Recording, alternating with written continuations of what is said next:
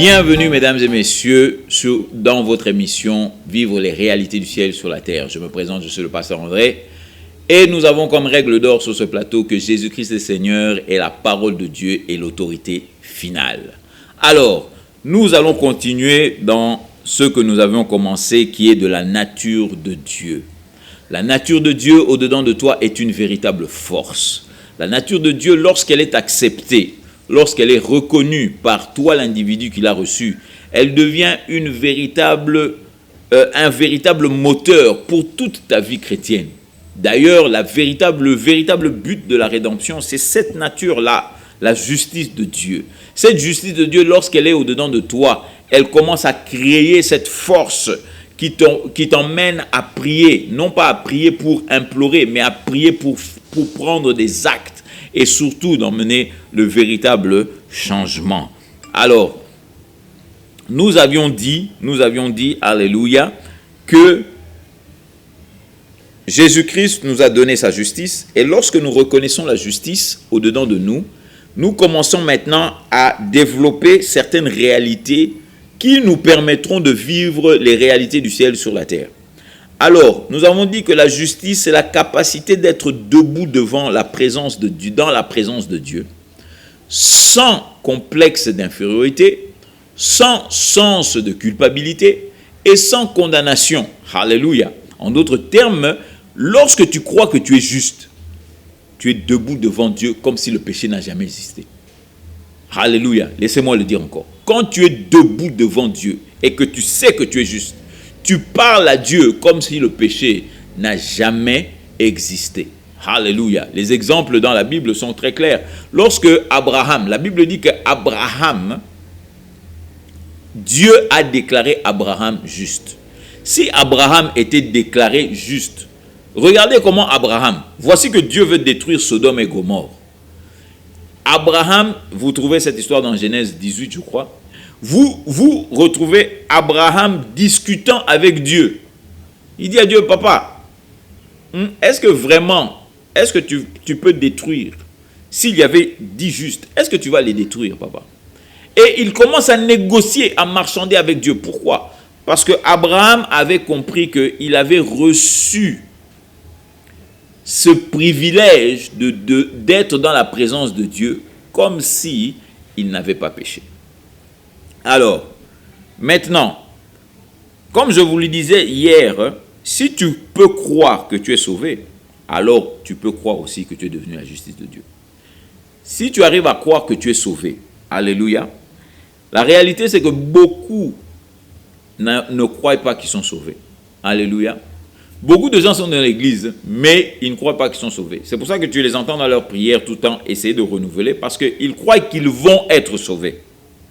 Mais ils ne croient pas qu'ils sont sauvés. Mais mon frère, ma soeur, je voudrais te rappeler que la Bible dit qu'il a tant aimé le monde, Jean 3,16, qu'il a tant aimé le monde et que, alléluia, que je prenne ça, amen, glory to God. Alors, je vais vous lire ça. Il dit, car Dieu a tant aimé le monde qu'il a donné son Fils unique afin que quiconque croit en lui ne périsse point, mais qu'il ait la vie éternelle.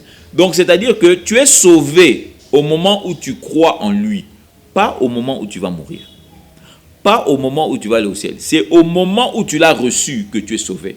Alléluia. Ce qui fait que ta vie éternelle ne commence pas au ciel. Ta vie éternelle commence ici sur la terre. Ici-bas sur la terre, ta vie commence ici. Amen. Alléluia. Donc, tu es la justice de Dieu. Tu es la justice de Dieu à partir du moment où tu as accepté Jésus-Christ comme Seigneur et Sauveur. Tu es devenu la justice de Dieu. Et il faut que tu le répètes chaque matin. Je suis la justice de Dieu. Il n'y a personne qui est comme moi. Je suis la justice de Dieu. Amen. Maintenant, il faut comprendre que cette justice au-dedans de toi, elle produit aussi des effets. Cette nature produit des effets au-dedans de toi. Mais elle ne produira que lorsque toi, tu auras reconnu que effectivement je suis juste. Alors, je veux vous emmener dans un verset ici, dans Ésaïe, le verset 32. Ésaïe 32, alléluia. Comprenez ensemble bien. Ésaïe, le chapitre 32, s'il vous plaît. Alors, Ésaïe 32, au verset 17, il y a quelque chose de très intéressant qui nous est dit ici. Rappelez-vous que Ésaïe est un prophète que Dieu a beaucoup utilisé en ce qui est de prophétiser les réalités qui allaient se faire pendant que le Messie allait arriver et après que le Messie allait être là. Alors, dans Ésaïe 32, il nous dit clairement ceci. Je vous lis à partir de Darby. Bien sûr, nous vous encourageons à avoir votre Bible en papier, votre bloc-notes et votre bic. Alléluia. Comme ça, vous saurez suivre le pasteur André et vous saurez aussi étudier tout ce que le pasteur André est en train de vous apprendre. Maintenant, écoutez ceci. Il dit, l'œuvre de la justice sera la paix. L'œuvre de la justice sera la paix. D'autres Bibles disent que le travail de la justice sera la paix. Le travail de la justice sera la paix. Maintenant, il y a deux réalités ici. Tu as la réalité interne et la réalité externe. Lorsque vous avez accepté la justice de Dieu au-dedans de vous, cette justice au-dedans de vous produit et travaille dans la paix. C'est-à-dire que okozwa kimia soki ondimeli justice Nzambe dans ta vie. Si tu acceptes la justice de Dieu, cette justice-là, quand elle est au-dedans de toi, elle produira l'œuvre de cette justice-là, ce sera la paix. Maintenant, quand on parle de la paix, ce n'est pas seulement au silence. Non, la paix, quand on parle de la paix, c'est la paix shalom de Dieu. Le shalom de Dieu veut dire prospérité. Le shalom de Dieu veut dire que rien de cassé et rien de brisé. Tout fonctionne correctement. C'est ça le shalom.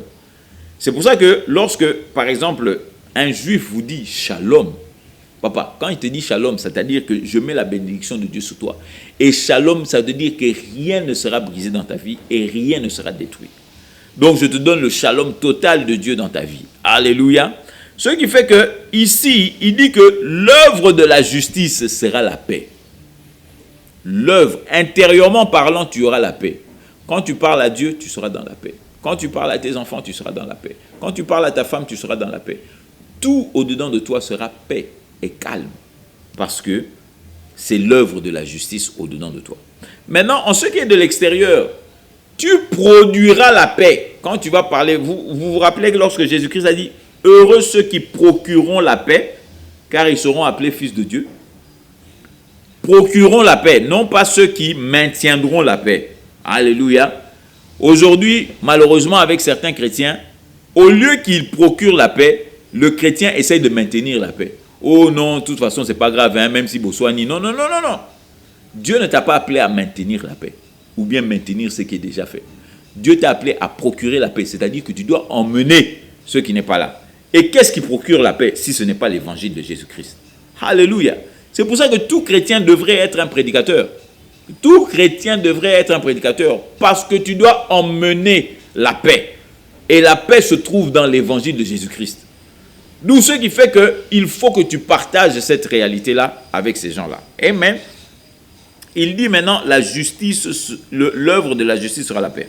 Et puis il dit, et le travail de la justice sera repos et sécurité à toujours. Repos et sécurité à toujours. Vous savez, mon frère, ma soeur, ce que j'ai réalisé, c'est que lorsque j'ai accepté la justice de Dieu dans ma vie, il y a eu un certain repos. C'est-à-dire que je n'essayais plus d'impressionner qui que ce soit.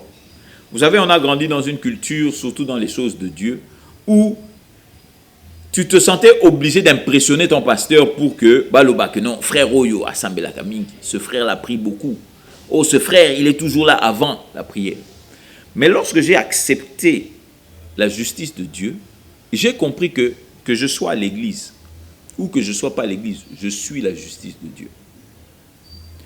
Que je pleure ou que je ne pleure pas, je suis la justice de Dieu. Et en étant la justice de Dieu, Dieu m'a choisi pour que je puisse le représenter dans ce monde. Donc ce qui fait que la justice maintenant devient une véritable force de paix, une véritable force de joie dans ta vie. Alléluia. Amen. Il dit la sécurité. Papa, quand tu sais que tu es la justice de Dieu, tu es en sécurité. Les gens ont peur. Oh, si je pêche comme ça, je perds. Si je vais comme ça, je risque de perdre mon salut, je perds mon salut. Papa, tu es la justice de Dieu. Ça veut dire que la personnalité, la nature de Dieu se trouve au-dedans de toi. Maintenant, comment tu vas faire pour perdre la nature de Dieu? Comment est-ce que tu vas faire pour perdre la nature de Dieu? Non, mon frère, non, mon Dieu. Non, non, ma soeur. Alléluia. Tu ne peux pas perdre la nature de Dieu. Alors, une chose qui est formidable dans ce verset, je vais vous lire le verset 18, toujours dans Darby. Écoutez ce qu'il dit. Il dit, le verset 17, il dit, l'œuvre de la justice sera la paix. Le travail de la justice, repos et sécurité à toujours. Repos et sécurité à toujours. Un véritable enfant de Dieu vit dans le repos et il vit dans la sécurité. Parce qu'il croit en Dieu. Parce qu'il sait ce que Dieu a mis au-dedans de lui, d'où il n'a pas peur. Alléluia. Un enfant de Dieu qui a peur de la mort, c'est un enfant qui est peut-être né de Dieu, mais il ne connaît pas Dieu. Un enfant de Dieu ne peut pas avoir peur de la mort. Un enfant ne peut pas avoir peur de mourir. Alléluia. La mort, pour un chrétien, c'est une promotion. Quand on vient, il a quitté cette terre. C'est une promotion. Alléluia.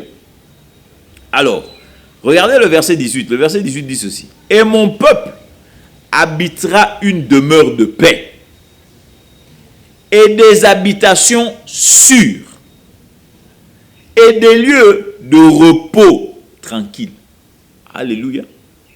C'est quand même intéressant qu'il nous dit ça après nous avoir dit les effets de la justice de Dieu au-dedans de nous. Ça, c'est un verset que vous devez utiliser contre la guerre.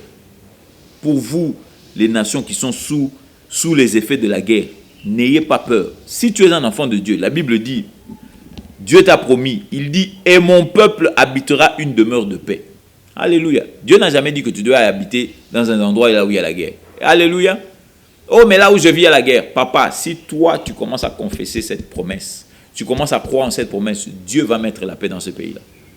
Parce que Dieu ne t'a pas mis dans un endroit où il y a des problèmes. Dieu t'a mis dans un endroit là où il y a la paix. C'est pour ça que tu dois confesser la paix. Tu dois dire, Seigneur, merci pour la paix. Merci, Père éternel, mon Dieu, de ce que tous les rebelles ont été maîtrisés et de ce qu'il y a la paix dans la RDC. Merci, Seigneur Jésus-Christ. Alléluia. Car tu m'as dit que tu me conduis vers de verts pâturages. Vers des eaux paisibles. Pas des eaux agitées, des eaux paisibles. Ça, c'est le psaume 23. Vers des eaux paisibles, papa. Refuse la guerre. Rejette la guerre. Alléluia. Ces gens qui meurent sans raison, tu dis, ça s'arrête maintenant. Le diable ne peut pas tuer là où toi tu es. Alléluia. Et ça, c'est seulement si tu as compris la justice de Dieu dans ta vie. Si tu as compris que la nature de Dieu habite au-dedans de toi, tu ne peux plus accepter de n'importe quoi. Et c'est là même, mon frère, ma soeur, c'est là même que tu vas commencer à ressusciter les morts. Alléluia. Si tu sais que tu as la nature de Dieu au-dedans de toi, tu vas ressusciter les morts. Tu vas commencer à prier pour des gens qu'on te dit que non, cette personne-là est déjà morte, cliniquement parlant, elle est déjà morte. Tu vas prier pour elle et la personne va se réveiller. Dans le nom de Jésus. Et la Bible dit, mon peuple habitera une demeure de paix et des habitations sûres. Des habitations sûres. C'est-à-dire que tu ne vas pas commencer à dormir la nuit, tu vas dire, hey, il y aura des voleurs qui vont venir me voler. Non, non, non, non, non. Des habitations sûres. Pourquoi? Parce que la justice de Dieu au-dedans de toi, lorsqu'elle se manifeste maintenant, la justice de Dieu produit le repos et la sécurité à tout jamais.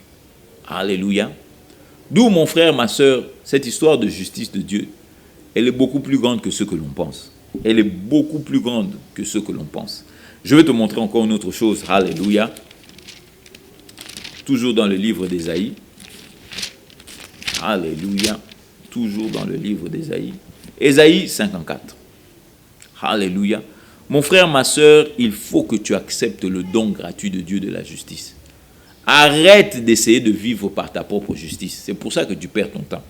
C'est pour ça que tu n'arrêtes pas de Aujourd'hui, tu es au-dessus, demain tu es en bas. Aujourd'hui, tu es au-dessus, demain tu es en bas. Aujourd'hui, tu réussis, demain tu échoues. Aujourd'hui, tu réussis, demain tu échoues. Non, mon frère. Dieu ne t'a pas sauvé pour que tu vives ce truc-là toutefois dans ta vie. Non. Alléluia. Nous allons lire ce verset et nous parlerons la prochaine fois. Amen. Alors, 54, Ésaïe 54, verset 14, jusqu'au verset 17. Il dit ceci. Tu seras établi en justice. Tu seras établi en justice.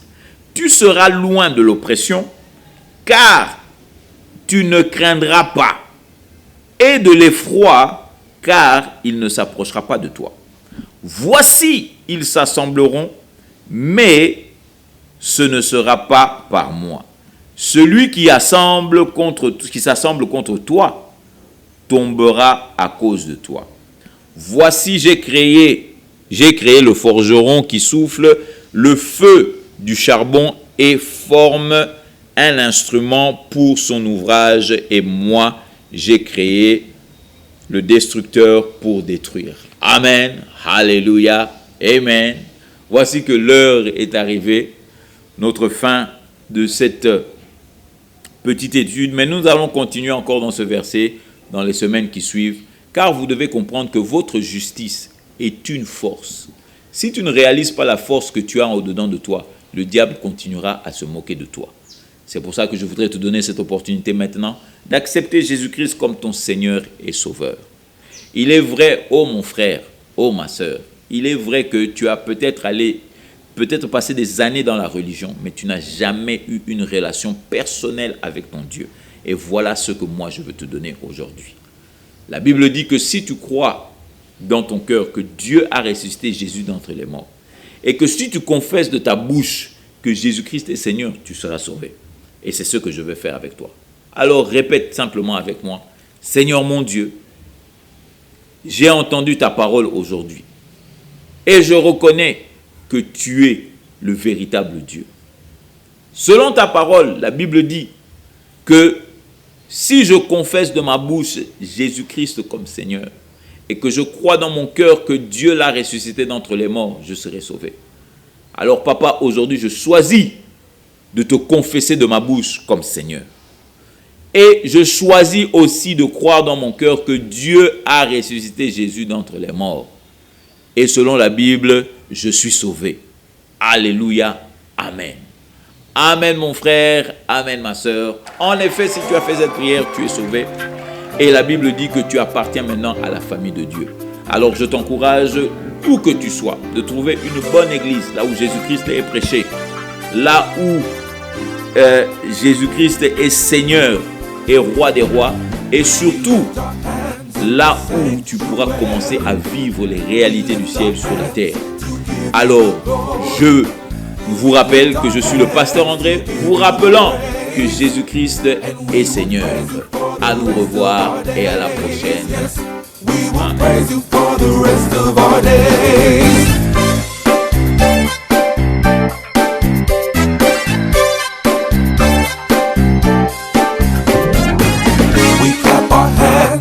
Sanctuary, we clap our hands to give you the glory.